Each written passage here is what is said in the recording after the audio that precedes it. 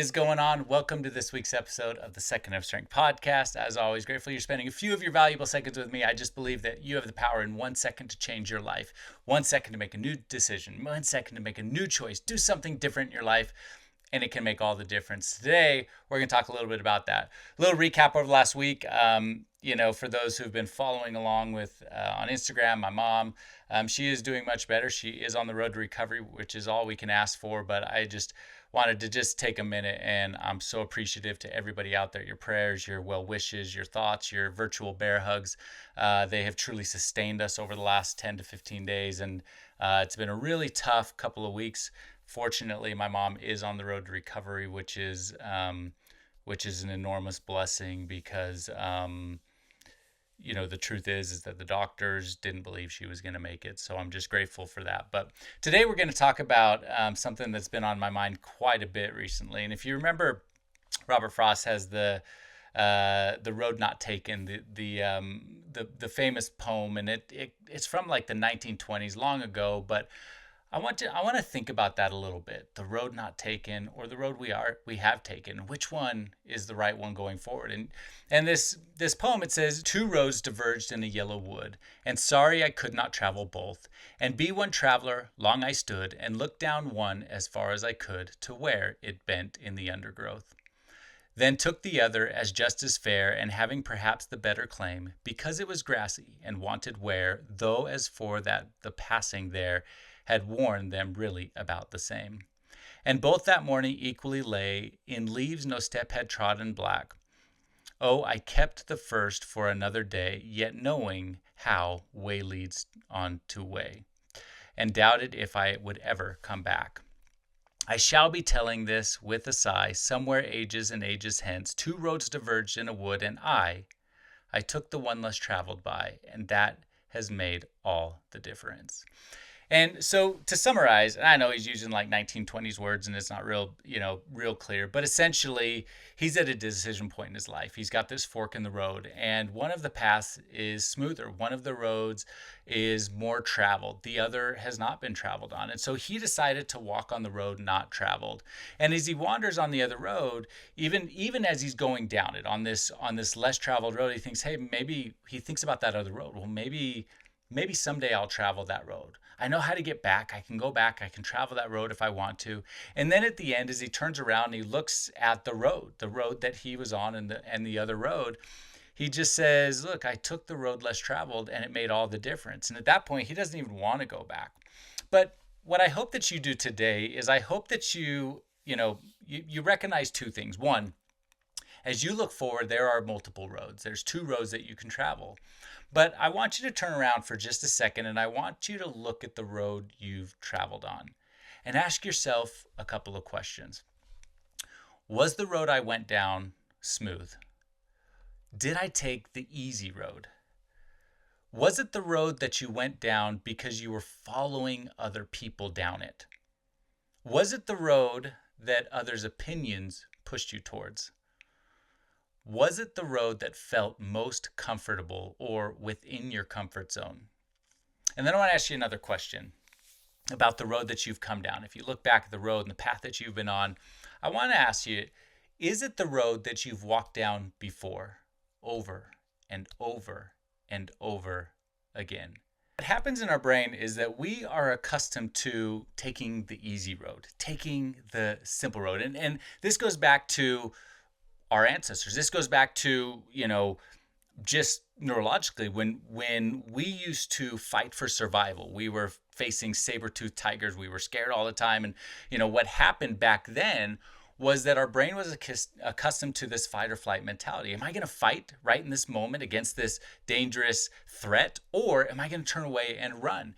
And so today, while we're not fighting saber-toothed tigers and there's nothing like that, our brain looks at life in the very same way. And if there's something scary, we perceive that as a threat. If there's something that looks dangerous, we perceive it as a threat. So I want you to just think, what if it's public speaking?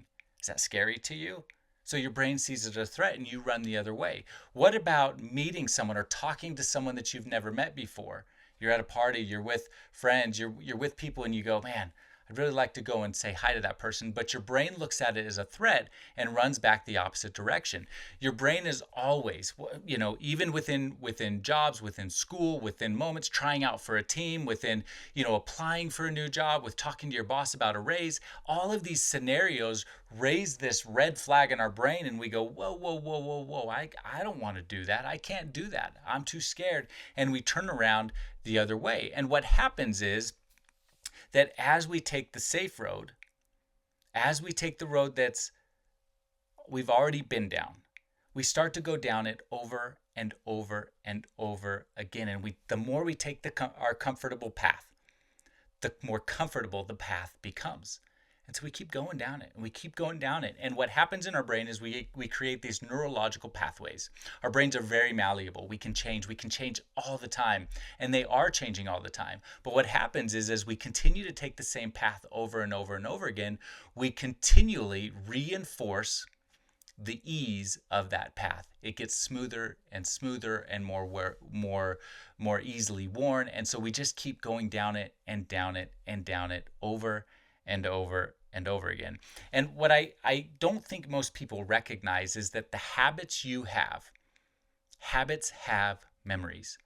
And think about that for a second. So if you have a habit that maybe you've been wanting to kick, maybe you've been wanting to overcome, and I'll take a very simple one because I think it's the most prevalent one in the world today, but it's picking up your phone, scrolling on your phone. I want you to think about the times that you do that. And the times that you do it are always triggered by the same things over and over and over again. And it's either a time, it's a place, it's an emotion.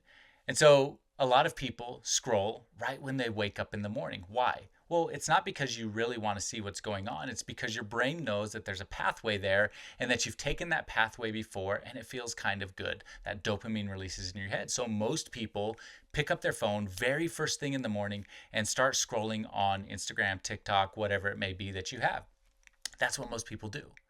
Well, what about when you're feeling stressed, right? If you're feeling stressed and all of a sudden those trigger warnings start raising, you go, whoa, oh, there's a threat, there's a threat, there's a threat. I'm feeling stressed. Well, the outlet to stress, a lot of people, they go to scrolling on their phone. It's a habit and a reinforced habit. I feel this, I do this. Oh, next time I feel this, I do this. And you keep doing it over and over again because every single time you do it, it releases and it feels pretty good. What about the places? I noticed years ago that when I would wake up in the morning, I would sit in the same place before I would do my workout. And I found that I was consistently on my phone, scrolling my phone before my workout. And my workouts were getting shorter and shorter and less meaningful and less meaningful. And I recognized it wasn't because I wasn't committed to working out. I was motivated, highly motivated. I was down there, I was ready to go. But it was because I'd created a habit of procrastination because of the place I was sitting and the thing I was doing. And so I changed.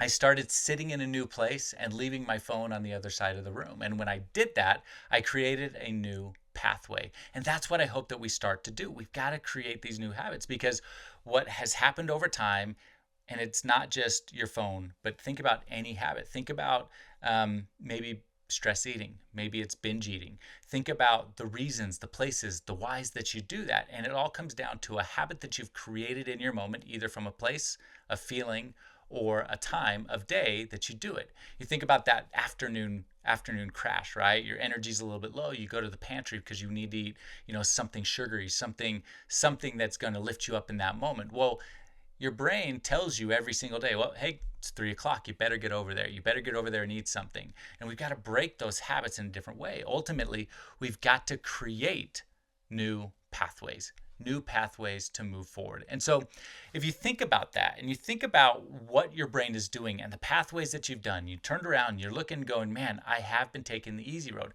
Man, even if you started on the hard road, and then at some point you diverged over back to the easy road, right? I think we do that a lot of times in life. A lot of times it's like, I'm going to do this. I'm going to start this business.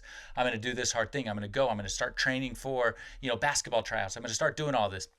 And you start moving down the hard road and it gets hard and you realize it is hard. And your brain kind of goes, hey, well, that easy road looks pretty good. Maybe just today, don't train. Maybe just today you can slack a little bit on the business that you're building. Maybe just today you can ease up a little bit. And that's what your brain wants to do. Your brain is consistently going to push you back towards comfort because it's easy. But you don't want easy. You want growth. You want happiness. And if you're listening to this podcast, that's what we all want. We want to pursue what matters most. Well, what matters most is rarely down the easy road in life. What matters most is always up a more challenging, more difficult road that you can't see down. You don't know how it's going to turn out. You don't know what it's going to look like, but you know it's not going to be that easy. And so we've got to continually push ourselves and reinforce these new positive habits and create new pathways, new neurological pathways that are growth oriented, that are going to make your life better, that are going to push you towards the goal that you want to do. And when you do that time and time and time again, that road you're on will get easier. And then maybe it's time to choose even another road that is more difficult, that is more challenging. But so we've looked back.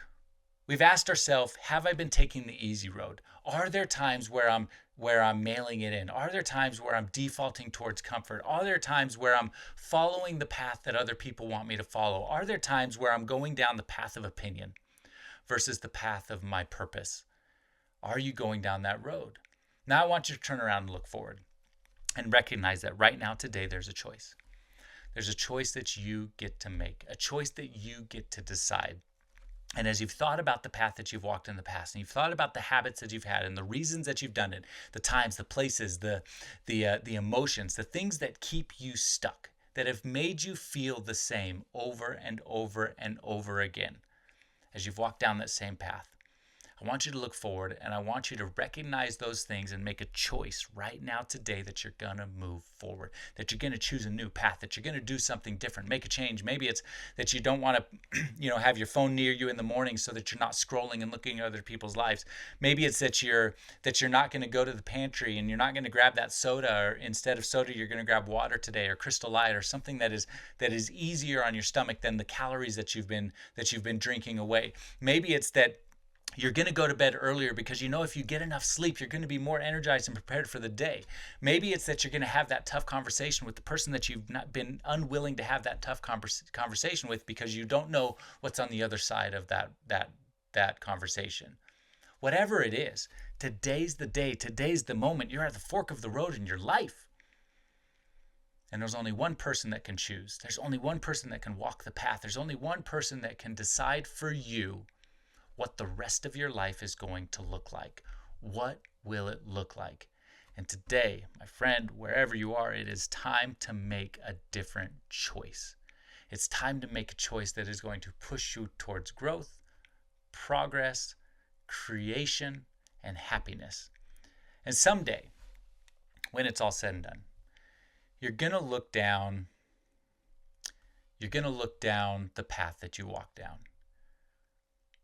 You're going to live this wonderful life, and you're going to look down the path, and you're going to recognize that you took the path that was less traveled, and it made all the difference in your life. Wherever you're at today, I hope this helps you. I hope it helps you think just a little bit differently about where you're at, where you're going, how you got here, and how you need to get to where you want to go, because the future is yours. There's no one else that can do it for you, but you get to do it.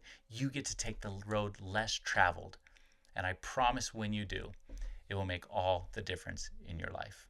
So hope that helps. Wherever you're at, please share this with someone. Hopefully it helps you. Hopefully it helps somebody else. But the only way we get to help more people is by sharing this episode with somebody else. And if you haven't done so already, subscribe to this podcast so that you don't miss next week's episode. And with that, if you could possibly, please go leave a rating and review. It helps me a ton because it's one way that the algorithm will get the podcast out to more and more people. So please go leave a rating and review. And wherever you're at, I'll leave you the same way I always leave you. Go find your 1 second of strength and be happy.